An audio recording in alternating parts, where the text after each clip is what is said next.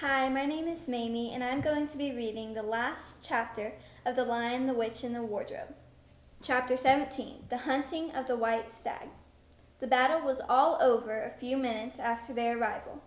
Most of the enemy had been killed in the first charge of Aslan and his companions. And when those who were still living saw that the witch was dead, they either gave themselves up or took to flight. The next thing that Lucy knew was that Peter and Aslan were shaking hands. It was strange to see Peter looking as he looked now. His face was so pale and stern, and he seemed so much older. It was all Edmund's doing, Aslan, Peter was saying. We'd have been beaten if it hadn't been for him. The witch was turning our troops into stone right and left, but nothing would stop him. He fought his way through 3 ogres to where she was just turning one of your leopards into a statue. And then, when he reached her, he had sense to bring his sword, smashing down on her wand instead of trying to go for her directly, and simply getting made a statue himself for his pains. That was the mistake that all the rest of us were making. Once her wand was broken, we began to have some chance, if we hadn't lost so many already. He was terribly wounded. We must go and see him. They found Edmund in charge of Mrs. Beaver, a little way back from the fighting line. He was covered in blood, his mouth was open, and his face a nasty green color. "Quick, Lucy," said Aslan, and then, almost for the first time, Lucy remembered the precious cordial that had been given her for a Christmas present. Her hands trembled so much that she could hardly undo the stopper, but she managed it in the end and poured a few drops into her brother's mouth. There are other people wounded," said Aslan, while she was looking eagerly into Edmund's pale face and wondering if the cordial would have any result. "Yes, I know," said Lucy crossly. "Wait a minute." "Daughter of Eve," said Aslan in a graver voice, "the others are also at the point of death. Must more people die for Edmund?" "I'm sorry, Aslan," said Lucy, getting up and going with him, and for the next half-hour they were busy, she attending to the wounded, while he restored those who had been turned into stone. When at last she was free to come back to Edmund, she found him standing on his feet, and not only healed of his wounds, but looking better than she had seen him look for, ages, in fact, ever since his first term at that horrid school, which was where he had begun to go wrong. He had become his real old self again, and could look you in the face. And there on the field of battle Aslan made him a knight. "Does he know," whispered Lucy to Susan, "what Aslan did for him? Does he know what the arrangement with the witch really was?" "Hush, no, of course not," said Susan. "Oughtn't he be told?" said Lucy. "Oh, surely not," said Susan. "It would be too awful for him. Think of how you'd feel if you were he." "All the same, I think he ought to know," said Lucy. But at that moment they were interrupted. That night they slept where they were. How Aslan provided food for all them, I don't know, but somehow or other they found themselves all sitting down on the grass to a fine high tea at about 8 o'clock. The next day they began marching eastward down the side of the great river. And the next day after that, at about tea time, they actually reached the mouth. The castle of Cair Paravel on its little hill towered up above them. Before them were the sands with rocks and little pools of salt water and seaweed and the smell of the sea and long miles of bluish-green waves breaking for ever and ever on the beach. And oh, the cry of the seagulls! Have you heard it? Can you remember? That evening, after tea, the 4 children all managed to get down to the beach again and get their shoes and stockings off, and feel the sand between their toes. But the next day was more solemn, for then, in the great hall of Cair Paravel, the wonderful hall with the ivory roof, and the west wall hung with the peacock's feather, and the eastern door which looks towards the sea, in the presence of all their friends, and to the sound of trumpets, Aslan solemnly crowned them and led them to the 4 thrones amid deafening shouts of "Long live King Peter! Long live Queen Susan! Long live King Edmund! Long live Queen Lucy!" Once king or queen in Narnia, always a king or queen. Bear it well, sons of Adam, bear it well, daughters of Eve, said Aslan.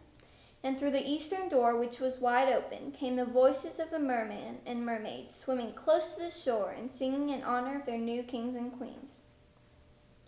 So the children sat on their thrones, and scepters were put into their hands, and they gave rewards and honors to all their friends, to Tumnus the fawn, and to the beavers, and the giant Rumblebuffin, to the leopards, and the good centaurs, and the good dwarfs, and to the lion.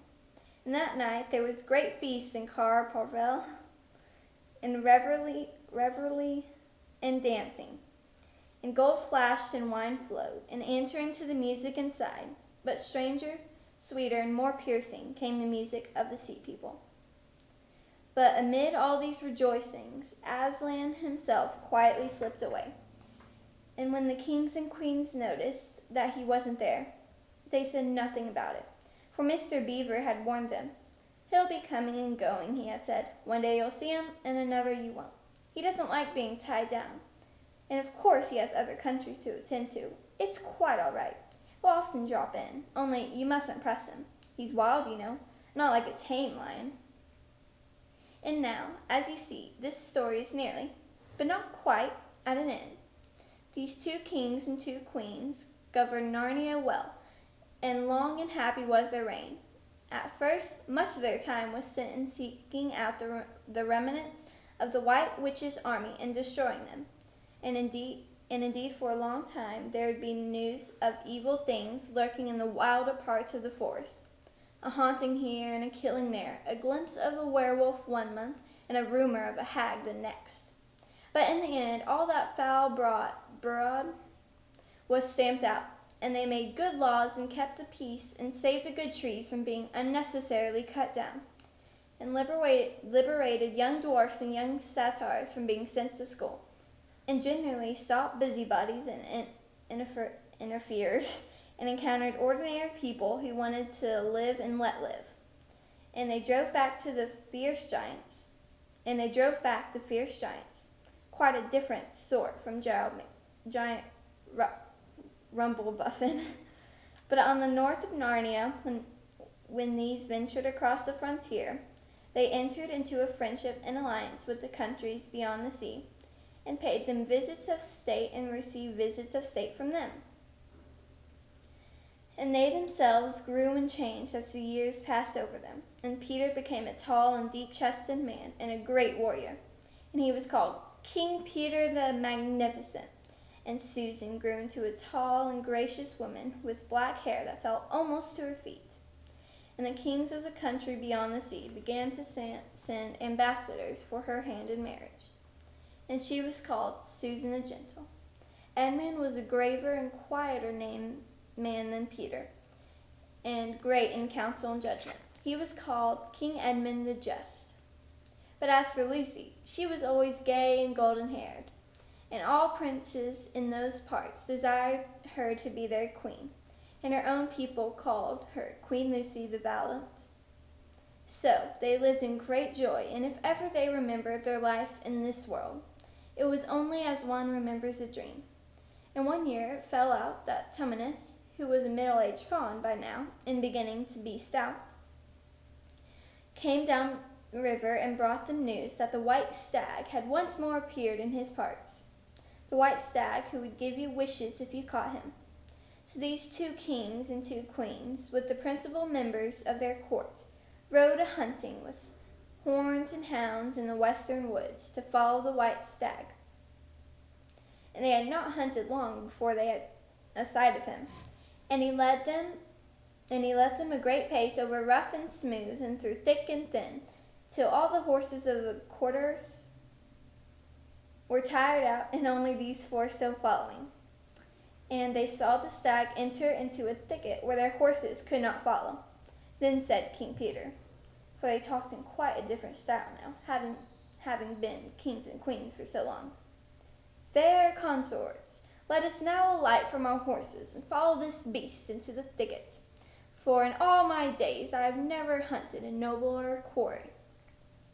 Sir, said the others, Even so, let us do. So they alighted and tied their horses to trees, and went on into the thicket wood on foot. And as soon as they had entered it, Queen Susan said, "Fair friends, here is a great marvel, for I seem to see a tree of iron." "Madam," said King Edmund, "if you look well upon it, you shall see it is a pillar of iron with a lantern set on the top thereof." "By the lion's mane, a strange device," said King Peter, "to set a lantern here where the trees cluster so thick about it and so high above it that if it were ever lit, it should give light to no man." "Sir," said Queen Lucy, "by likelihood, when this post and lamp were set here, there were smaller trees in this place, or fewer, or none. For this is a young wood, and the iron post is old." And they stood looking upon it. "Then," said King Edmund, "I know not how it is, but this lamp on the post worketh upon me strangely. It runs in my mind that I've seen the like before, as if it were in a dream, or in the dream of a dream." "Sir," answered they all, "it is even so with us also. And more," said Queen Lucy, "for it will not go out of my mind that if we pass this post and lantern, either we shall find strange adventures, or else some great change to our fortunes." "Madam," said King Edmund, "like the forbidding stirreth in my heart also." "And in mine, fair brother," said King Peter. "And in mine too," said Queen Susan. "Wherefore, by the counsel we shall lightly return to our horses, and follow this white stag no further." "Madam," said King Peter, "therein I pray thee to have me excused.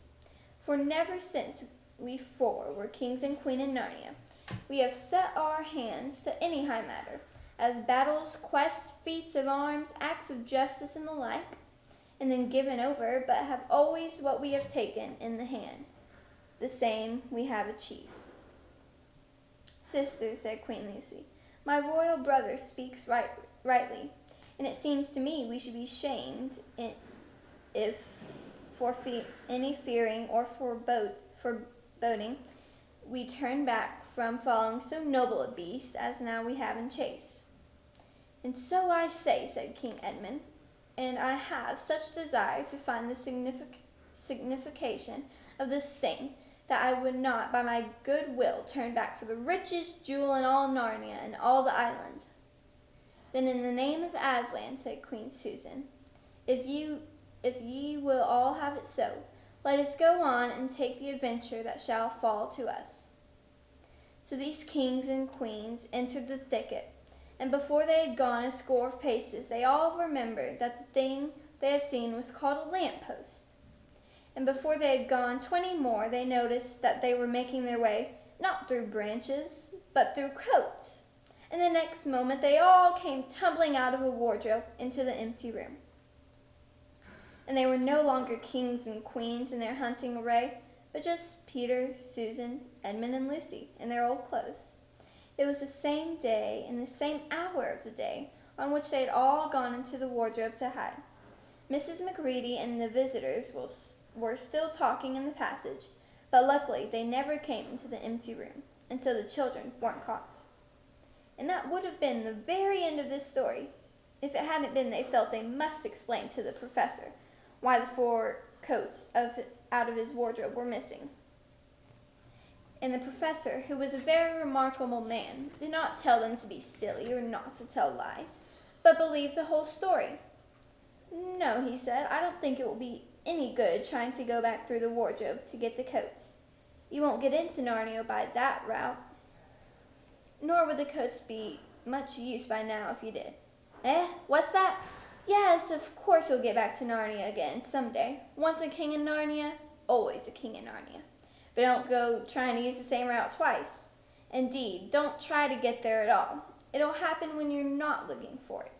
Don't talk too much about it, even among yourselves. And don't mention it to anyone else unless you find that they've had the adventures of the same sort themselves." "What's that? How will you know?" "Oh, you'll know all right. All things they say, even their looks, will let the secret out. Keep your eyes open. Bless me, what do they teach them at these schools? And that is the very end of this of the adventure of the wardrobe. But if the professor was right, it was only the beginning of the adventures of Narnia. The end. Hi, I'm Amy, and today I'm doing a book review on The Lion, the Witch, and the Wardrobe. This book, it is a very interesting and good book. I think everybody should have the privilege to read it. It is about these 4 siblings, and they find themselves in Narnia. And if you read it, you'll find out that it is closely related to a story in the Bible. And I just think it's a really good way for children to kind of learn the difference and learn about the Bible. So I think it's a great book that everybody should read, no matter how young or old you are. So have fun reading.